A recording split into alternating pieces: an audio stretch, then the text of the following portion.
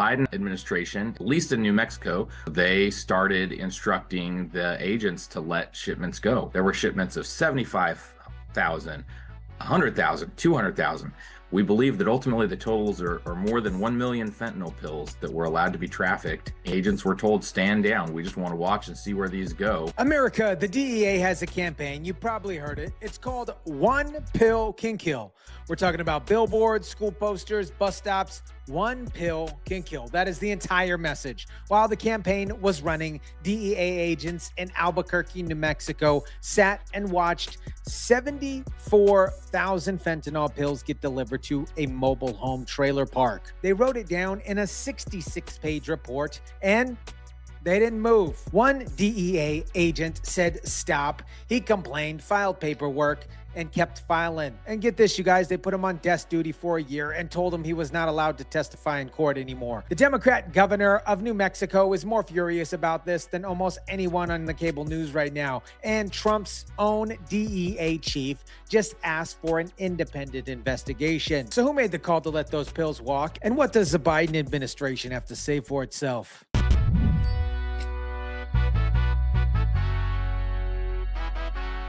Operation Fast and Furious is nothing compared to what you're exposing right now. The U.S. Attorney's Office basically told him, you're not allowed to testify in cases anymore because we're afraid you will tell them what we're doing. We're afraid that you'll speak up about the truth here. What is up, guys? Tyson, DeLaCruz here. Thank you so much for rocking with me. Let me tell you exactly what happened here, short and simple. The Associated Press published a full investigation on June 22nd, 2026. Depending on when you're watching this is like 4 or 5 days ago or so. They talked to 3 DEA agents, people that were actually there. They reviewed the government records, official documents. Let me pull up the AP story on the screen. It ran on PBS NewsHour alongside of this as well. So pop up the PBS NewsHour website, the full page here. June 22nd, 2026. Staggering amounts of fentanyl hit the streets as the DEA watched and took no actions. This is what the records show.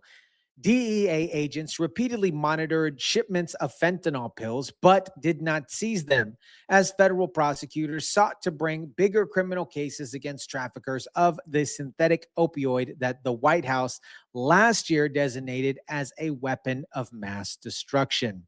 Let me read that part again real quick so you guys understand. A synthetic opioid that the White House last year under the Trump administration designated as a weapon of mass destruction. This is not my words here. The White House's words on record, a weapon of mass destruction. And the DEA was watching shipments of it arrive and not seizing it. Here is this specific delivery that AP documented in the exact number as well here.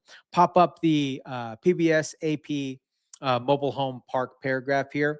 Agents closely surveilled the transaction at the mobile home park in Albuquerque in June 2023. According to a 66-page report reviewed by AP, agents wrote in that report that traffickers delivered 74,000 pills as part of a deal, a figure federal prosecutors later confirmed in court filings. Now, guys, let me tell you about the man who was standing there watching all of this. His name was David Howell, Special Agent David Howell, 19 years on the DEA, a decade in the Navy. Before that, this person isn't a politician. He's not a pundit. A career federal agent here. He is the one that I mentioned earlier that said stop. I'm going to put this quote on the screen here so you can see it. This is from the Associated Press. His words directly to the reporter, and I'm going to read it slowly here. Pop that up for me. We poisoned our community to make cases. We poisoned our community to make cases. Through our own willful blindness, we get to say that we do not really know what happened to the drugs, but we 100% got people killed. We got 100% of people killed. 19-year DEA veteran saying out loud all of this about his own agency. This is not leaked classified information here. This is a man who was watching something happen, and he said something, and he knew that it was wrong, and finally decided that the public needs to know about this. Go to the New Mexico officials demanding an investigation clip. It is disgusting that they were using Albuquerque in New Mexico as like collateral damage in, sort of just a high-level theory on fentanyl. Collateral damage. That is not my framing. That is the mayor of a city where those 74,000 pills landed. Albuquerque, New Mexico. That is an elected official who represents the people in that mobile home park. I don't have anything clever to add to that. It's just exhausting. This is where we're at in 2026, folks. And here's the part, you guys, that should probably make you pretty teed off here. In 2017, the Department of Justice, the DOJ, wrote a special set of rules just for the fentanyl, just for fentanyl, not cocaine, not heroin, specifically for fentanyl. Why? Because fentanyl is different. 1 milligram can kill an adult. The DEA absolutely knows this. And they run the 1 pill can kill campaign. They built an entire system around it about how dangerous this specific drug is. The 2017 rule said one thing clearly, and I'm going to pop it up on the screen right now so you can see it here. Adopted in 2017, the department's 2-page fentanyl protocol called on agents to seize or otherwise prevent distribution of fentanyl as soon as it's practicable. So as soon as it's practical, okay?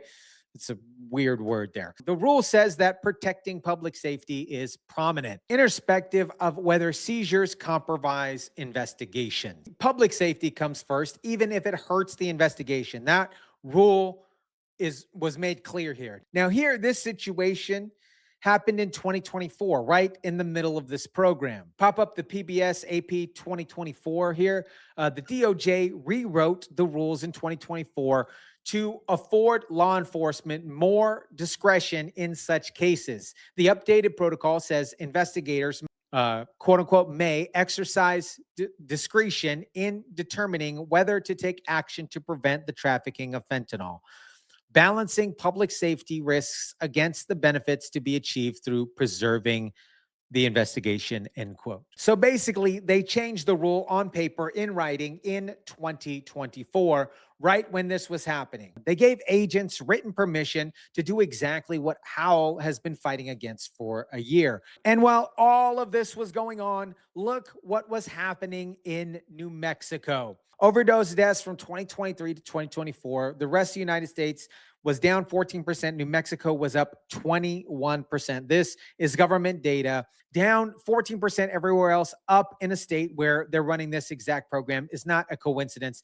that you walk past and say absolutely nothing about. The investigation will determine if those deaths were connected to the pills that they watch just walk away. But it deserves to say this, you guys. The states that chose to do this went the exact wrong direction here, while the rest of the country finally started actually feeling better. The Biden administration had somebody inside their own DEA trying to stop all of this. He filed the paperwork. He raised the alarms. He went to supervisors. He went to the DOJ. He went to the Office of Special Counsel. Let me put what happened to him on screen. Pop up the AP investigation article here. The DEA regulated him to desk duty for more than a year and docked his performance evaluations.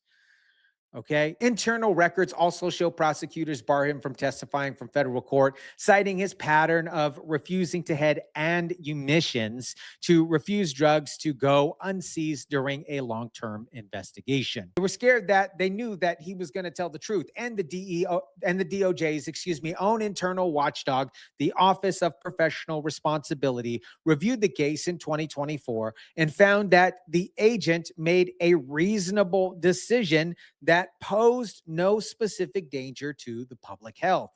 That same year, they rewrote the rules. That same year, New Mexico's overdoses, they went up 21%. Saying that they acted lawfully is different from saying that the pills didn't get anywhere. And to claim ignorance, just as that statement you shared from David before said, they can say they don't know exactly where they went. And that's true because they turned their backs and closed their eyes. So that kind of ignorance isn't going to cut it when it comes to people's lives. You look away on purpose. That's basically what it means. Then you say, I can't confirm or deny what happened. You create plausible deniability. This is what happens.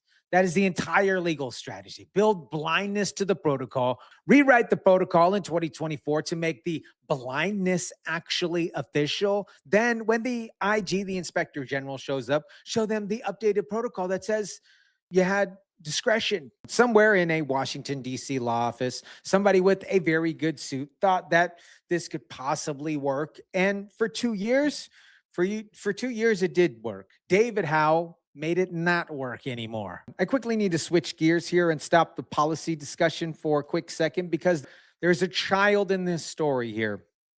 Espanola, New Mexico. It's a small town. Apparently, it's very, very poor, the kind of town that doesn't make the news a lot. In 2024, this is going to make you guys upset, a 15-month-old toddler died. The cause? Ingesting burned fentanyl residue. Yep. David Howell, when he was still allowed to work on real cases, started going through the overdose deaths that he believed were connected to the pills that the DEA watched walk and didn't seize. I'm going to put this on the screen right now. It's the AP story. Howell became so unnerved by the agency's failures to seize fentanyl that he began flagging overdose deaths that might have been caused by the very pills the DEA permitted to flow to the dealers. One of those cases included a 15-month-old toddler who died after ingesting burnt fentanyl residue last year. In Espanola, New Mexico, a town ravaged by grinding poverty and addiction. Let me show you something that almost never happens here. Both sides the same week, reading that same AP report, demanding the same answers. I'm pulling the three statements all from the last 7 days, starting with the Trump side and the Trump administration. So pull up that Daily Signal article, June 26, 2026. The alleged conduct occurred under the Biden administration's disastrous open border policy. The Trump administration had closed the border and is aggressively pursuing drug traffickers. The DEA's administrator, Cole, has requested an independent DOJ OIG review of the DEA's actions in light of the reporting to reaffirm the public's confidence in our law enforcement agencies. So that was Trump's side. Now, here's the Democrat governor of New Mexico, Michelle Lugan Grisham, elected Democrat, blue state, New Mexico. Her words here. Pop it up. It's from the Fox News article. Make no mistake, the DEA knew that people would die from these pills, made it into the New Mexico communities, and the agency let it happen anyways. The result, hundreds of New Mexican parents burying their kids, hundreds of New Mexican kids growing up without stable parents. And now the Democrat Attorney General, Raul Torres, he's a Democrat, he opened up his own probe. Pop up the New Mexico AG Torres quote here. If the DEA stood by while poison flooded our communities, that is a bureaucratic failure. It is a betrayal of the people it's sworn to protect. My friends, when criticism comes from inside the same party, when the Democrats demanding answers are louder than the Republicans, this is just partisan politics. That excuse is absolutely over. There's no one left to hide behind this. Attorney General Raul Torres says, quote, this office will pursue every legal avenue available to hold the responsible parties accountable and make certain this never happens again. But the AG also cites federal law, saying it does create significant legal barriers that must be carefully evaluated. Legal barriers. The AG mentioned them himself. The federal employees acting in the scope of their duties have quote unquote legal protections. The investigation will obviously be long and slow and a complicated fight. Somewhere in Washington, D.C., somewhere in a Washington, D.C. building, a former Biden administration DOJ official is on the phone right now with a very expensive lawyer. They are reading through the 2024 protocol rewrite together. They are reading and trying to explaining why the word discretion covers everything. They have a good argument, but here's what they cannot argue away, you guys. The 66-page surveillance report says 74,000 fentanyl pills And we did not move. The document is real. The date is real. The court filing confirmed all of this. The pill count was real. The Biden DOJ's own former U.S. Attorney of New Mexico already went on record with the AP, the Associated Press, on his explanation in his own words here. The PBS, pop up the PBS AP article here. Bigger fish worth actually catching. At least in my opinion, that sentence requires an actual receipt. And the receipt here, my friends, is 6 months of additional overdoses in the state that were already the epicenter of a fentanyl epidemic. And here's what the former DEA supervisor, speaking anonymously, told the AP about how it ended. The amount we ultimately seized was hitting the streets every month. While that case was going on, the DEA could have dismantled the organization 6 months earlier. 6 months earlier, 6 months worth of pills that they didn't seize. 6 months of families in Albuquerque, throughout Mexico, who didn't have to face what they actually faced. The quote unquote bigger fish got caught 6 months too late at a cost the DEA cannot put in a freaking press release. America, when the AP first published this story, before the DEA administrator Cole requested an independent investigation, the DEA put out a statement, an official statement, and I want to read it to you, and also you can follow along here.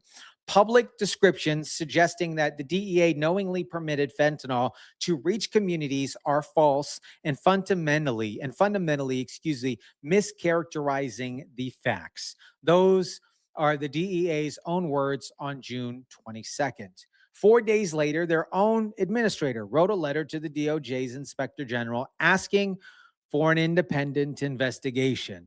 Both of those things can't be true at the same time, you guys. Either the description is false and the investigation will confirm that it's all false, or the description is absolutely true and the investigation will confirm that. They asked for an investigation that tells you which option they no longer trust. I want to end on Howell's attorney, Tristan Levitt. He made a point at the end of the Fox News interview that nobody really pulled on the recap here. He said, "We'll never be able to know, since pills tracked all over the entire country, we will never be able to know where it got trafficked to and which deaths precisely these pills were responsible for. We will never know." That was the design of the entire thing. You close your eyes, you turn around. Later you say, I can't confirm it. I don't know where the pills went. Because maybe you weren't watching. Howell watched and he told them what he saw. They put him on desk duty, and a 15-month-old in New Mexico died while the investigation was still building its case. Let me know what you guys think about this. Drop it down in the comment section down below. Smash the like button if you kindly would. Share, subscribe, and as always, guys, I'll catch you on the next one.